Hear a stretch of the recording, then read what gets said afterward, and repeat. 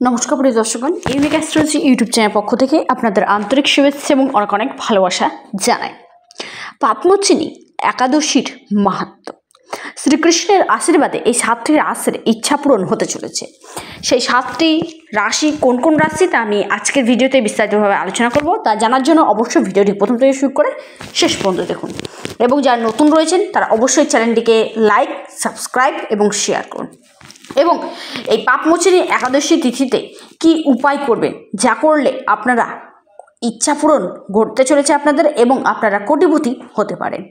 তো আর দেরি না করে ভিডিওটি শুরু করব। অবশ্যই ভিডিওটি সম্পূর্ণ দেখবেন এবং কমেন্ট করুন জয় শ্রীকৃষ্ণ, জয় শ্রীকৃষ্ণ, জয় শ্রীকৃষ্ণ।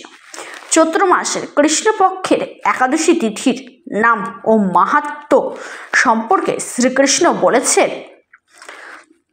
যে এই একাদশী তিথিতে যে সকল ব্যক্তি পাপ থেকে নিস্তার পেতে অর্থাৎ মোচন পেতে পাপ মুক্তির জন্য এই পবিত্র একাদশী তিথি পালন করে, সেই ব্যক্তির সমস্ত পাপ মোচন হয়। এবং এই একাদশী তিথি যেহেতু প্রত্যেকের পাপ মোচন করে থাকে অর্থাৎ হরণ করে থাকে, তাই এই একাদশী তিথির নাম হলো পাপমোচনী একাদশী তিথি। এই একাদশী তিথিটি চৈত্র মাসের কৃষ্ণপক্ষের একাদশী তিথি। এই একাদশী তিথির মাহাত্ম্য সম্পর্কে শ্রীকৃষ্ণ বলেছেন, রাজা মান্ধাতা একবার লোমশ মুনিকে এক একাদশীর কথা জিজ্ঞাসা করেছিলেন। তার বর্ণিত সেই বিচিত্র উপাখ্যানটি আপনার কাছে জানাচ্ছি। আপনি মনোযোগ সহকারে এই একাদশী তিথিটি শ্রবণ করুন এবং প্রাচীনকালে অতি মনোরম চৈত্র রথ পুষ্য উদ্যানে মুনিগণ বহু বছর ধরে তপস্যা করতেন। একসময় মেধাবী নামে এক ঋষিকুমার সেখানে তপস্যা করছিলেন।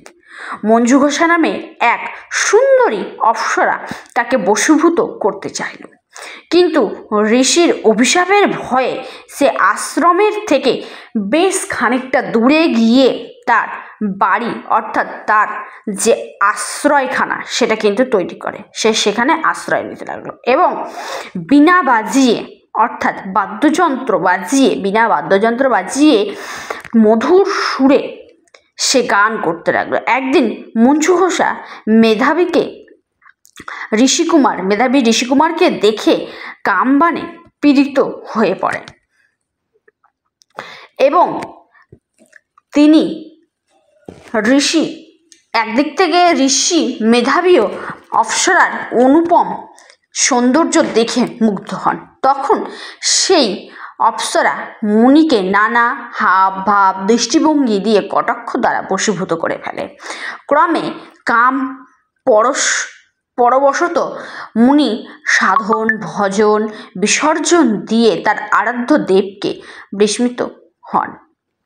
এইভাবে অপ্সরার সাথে কাম ক্রিয়ায় সেই মুনি বহু বছর পর্যন্ত ব্যস্ত হয়ে পড়ে। মুনির এই আচরণ দেখে অপ্সরা দেবলোকে যাওয়ার সিদ্ধান্ত নেয় অর্থাৎ মনস্থ করে ফেলে। একদিন মঞ্জু ঘোষা মুনিকে বলতে লাগলো, হে প্রভু, এখন আমাকে নিজ গৃহে ফিরে যাওয়ার অনুমতি প্রদান করুন। কিন্তু মেধাবী বললেন, হে সুন্দরী, তুমি তো এখন সন্ধ্যাকালে আমার কাছে এসেছো, ততপর কাল আমার কাছ থেকে যাও। মুনির কথা শুনে অভিশাপের ভয়ে সে অপ্সরা আরও কয়েক বছর একসঙ্গে বাস করল। এইভাবে বহু বছর অর্থাৎ 55 বছর 9 মাস 7 দিন অতিবাহিত হয়। দীর্ঘকাল অপ্সরার সাথে সহবাস থাকলেও মেধাবীর কাছে তা অর্ধরাত্রি বলে মনে হয়। মঞ্জু ঘোষা পুনরায় নিজ স্থানে গমনের প্রার্থনা জানালে মুনি তখন বললেন, এখন প্রাতঃকাল, ততক্ষণ পর্যন্ত আমি সন্ধ্যা বন্দনা না সমাপ্ত করি ততক্ষণ পর্যন্ত তুমি থেকে যাও এখানে।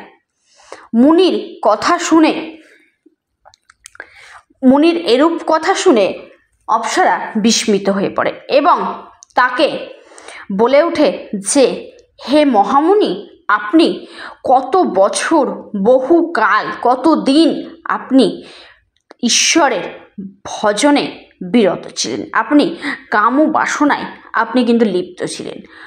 মুনি অপ্সরার এরূপ কথা শুনে ক্রোধান্বিত হয়ে তাকে অভিশাপ দিয়ে বলে, হে পাপিষ্ঠিরে, দুরাচারিণী, তপস্যার ক্ষয়কারিণী, তোমাকে ধিক। এইরূপ বলে সে সেই অপ্সরাকে বিভিন্ন অভিশাপে দিয়ে থাকেন এবং তিনি নিজের পাপ ক্ষয় হেতু তার পিতার আশ্রমে ফিরে যান এবং গিয়ে তিনি বলেন, মেধাবী বলেন, হে পিতা, এক অপ্সরার সঙ্গদেশে আমি মহাপাপ করেছি, এর প্রায়শ্চিত্ত কি করব সেই সম্পর্কে আমাকে কিছু জানান। তখন উত্তরে চাণক্য মুনি বললেন, চৈত্র মাসে কৃষ্ণপক্ষিয়া পাপমোচিনী একাদশী পালন করো এবং এই ব্রতের প্রভাবে তোমার সমস্ত পাপ দূর হবে। পিতার উপদেশে সে শুনে মেধাবী সেই ব্রত ভক্তি ভরে পালন করে, তার সমস্ত পাপ মুক্ত হয়, দূর হয় এবং পুনরায় তিনি তপস্যার ফল লাভ করে থাকেন। মঞ্জু ঘোষাও এই ব্রত পালনের ফলে পিশাচ্য থেকে মুক্তি পেয়ে দিব্য দেহে স্বর্গে গমন করে এবং এই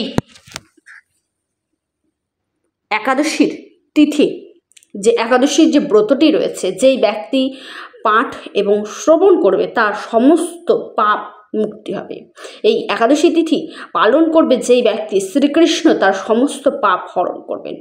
এবং এই একাদশী তিথি পালন করে আপনারা কোন জিনিসটি দান করবেন বা কোন জিনিসটি আপনারা করবেন যার জন্য আপনাদের শ্রীকৃষ্ণের বিশেষ কৃপাদৃষ্টি বজায় থাকবে, এই দিনটিতে অর্থাৎ আগামীকাল 5ই এপ্রিল এই পাপমোচনী একাদশী রয়েছে। আগামীকাল দিনটিতে আপনারা সকালবেলা স্নান সেরে কিংবা সন্ধেবেলায় যে কোনো একটি মুহূর্তে শুদ্ধাচারে আপনার নিকটবর্তী কোনো মন্দিরে কিংবা আপনার গৃহে যদি লাড্ডু গোপাল থাকে, লাড্ডু গোপালের কাছেও আপনারা দিতে পারেন কিংবা মন্দিরে গিয়েও আপনারা সেই কাজটি করতে পারেন।